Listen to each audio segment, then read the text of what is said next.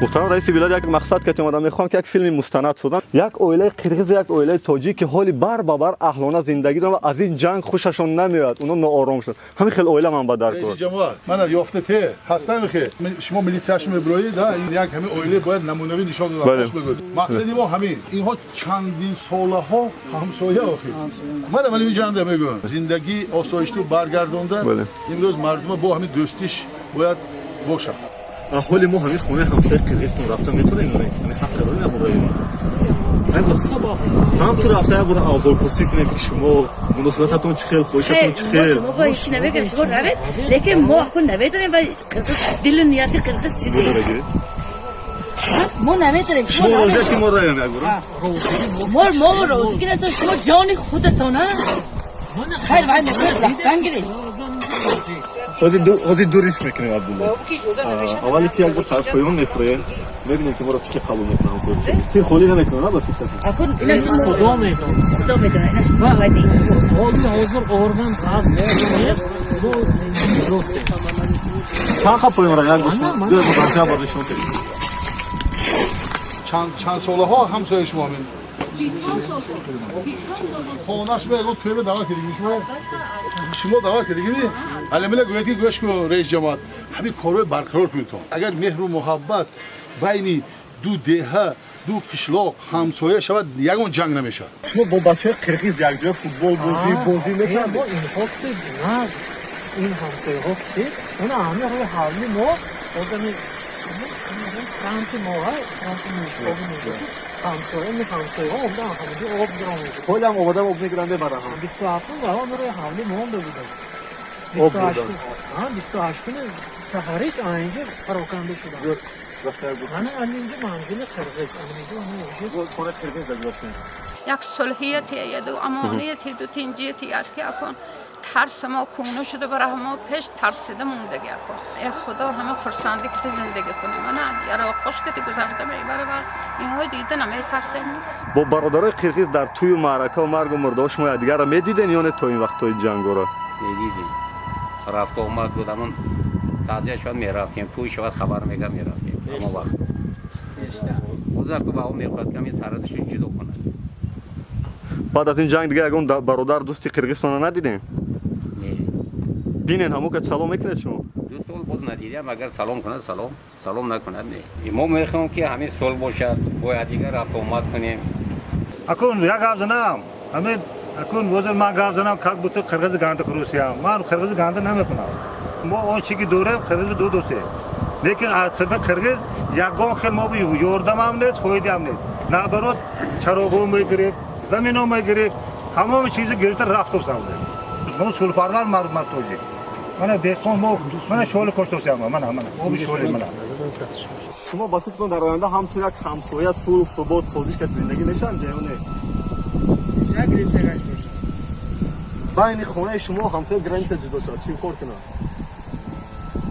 آبا چیکار لوشون چیکار هم بود دوتا میگه اگه توجی که آخه دختری قرغیزا نقد بیدا باشه یا قرغیز دختری توجی که نقد بیدا باشه توی شده باشه نه ممکن نیست فقط دوست باشه ممکن نیست اگه تو دختری قرغیز دوست داری چی نه چاپ توجی راست قرغیز خود همسایه قرغیزستان نیست هستم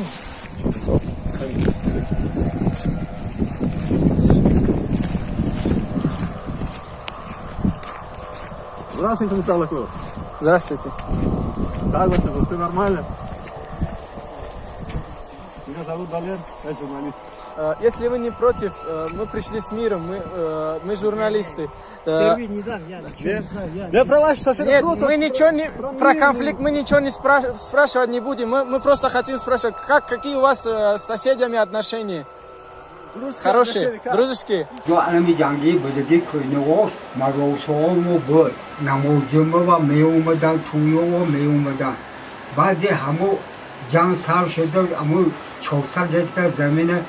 Yeter kırgız olurken ilk kırgızı koymayam aveo vobası şurada baraftım.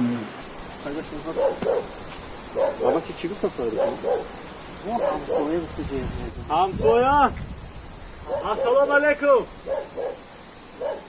Mana taraf boğri. Hamsoya kırgız. Mana taraf darugayı. Hamar های توجیه. من باور ندارم که این جنگ بود تکراری و تکراری برای که مردم عادی ضرر می‌بینه. چه میشه سرحد جدا کنید؟ میخوره خونه صدها تا دیگه هست. البته بحثی تاریخیش الهیده که کی بر وقت اومد و کی رفت این بحثش الهیده. Здравствуйте, можно, да? Можно. Здравствуйте. Доброго вам дня. Меня зовут Абдулло.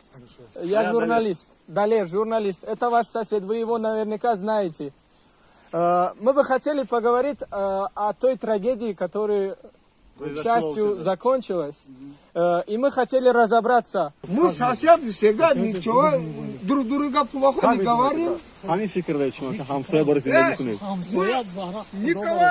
Мы друг друга соседи нормально мы живем. Просто кто сделал, кто начинал, мы не знаем. Я взрослый человек, его сейчас хуёвый. Потому что дома нет соседей. Правильно? Это тяжело. Вот там киргиз есть, его тоже хуёвый был. Друг друга все боятся уже. Таджик, киргиз он боялся, киргиз. Кто это война сделал, мы не знаем. Вот где головной начинали.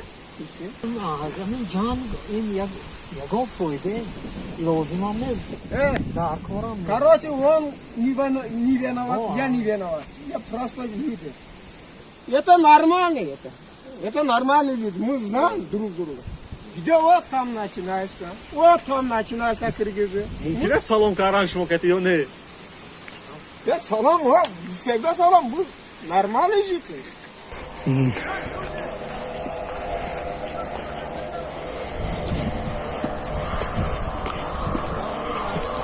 Сынаю, merhaba.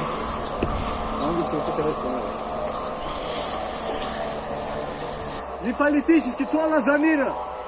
Только мирный. Да. Приезжайте сюда, Тарика. Берем. Сунара. Не, мерим, Ардон, мерим. Приезжайте на Тарика, пожалуйста. Да. Берем. На телефон. Телефон дори? Ничко намекнеш, чӣ? Боша шо съёмка кадаи садакта. Барма ҷолиб аст, моро суҳбати як ба як да даъват мекунем.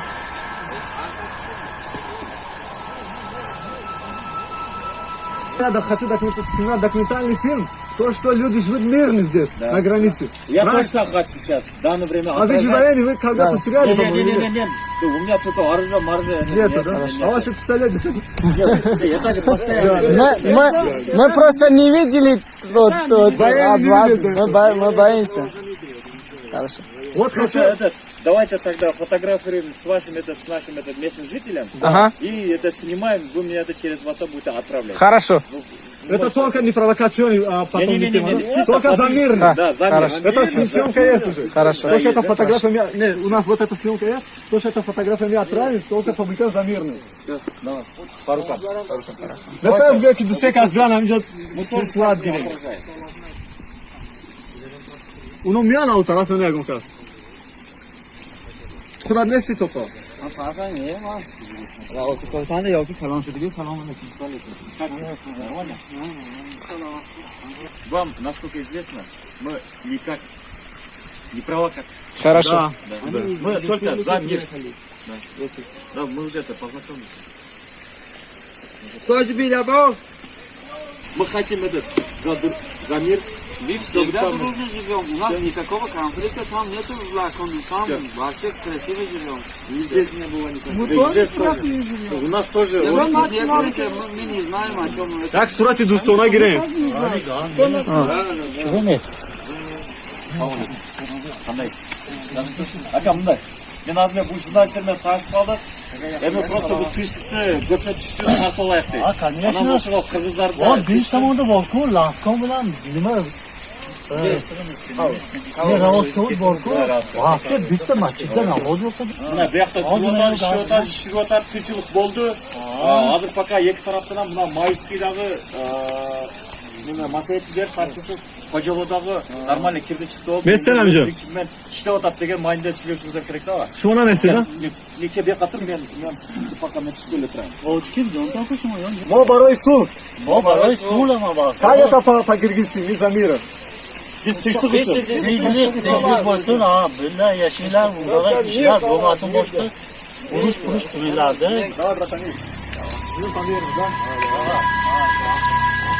Aynen.